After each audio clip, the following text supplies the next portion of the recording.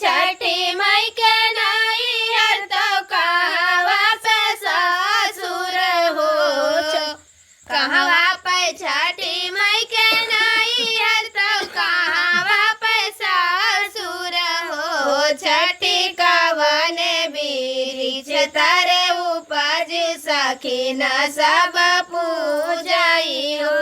छठी कवन बीरिछ तारे उपज सखी न सब पूजई हो। गोकुला में छठी मई के नैहर मथुरा में ससुर हो। गोकुला में छठी मई के नैहर मथुरा में ससुर हो।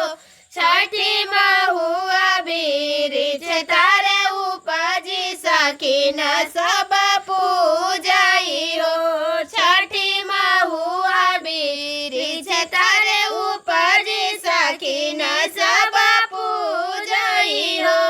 केहू का दीहु मैया लाली लाला केहू का चार लाला हो। केहू का दीहु मैया दुई लाला केहू का चार लाला हो। मैया हमहु बाजिन रहे ठाड़ हमाई नहीं चिताई हो। मैया हमहु बाजिन रहे ठाड़ हमाई नहीं चिताई हो। जाओ ना ए बेटी अपन घर अपन सजन घरे हो। जाओ ना ए बेटी अपन घरे अपन सजन घरे हो। बेटी आजू के नवाए महीना वाला लाना तोहरे होई हई हो। बेटी आजू के नवाए महीना वाला लाना तोरे होई हई हो। 18 महीनावा के बीता तनवाए के लागत हो। 18 महीनावा के बीता तनवाए के लागत हो। बहिनी बाजिन के जन्म लला नवा सखी न गावै सोहर हो। बहिनी बाजिन के जन्म लला नवा सखी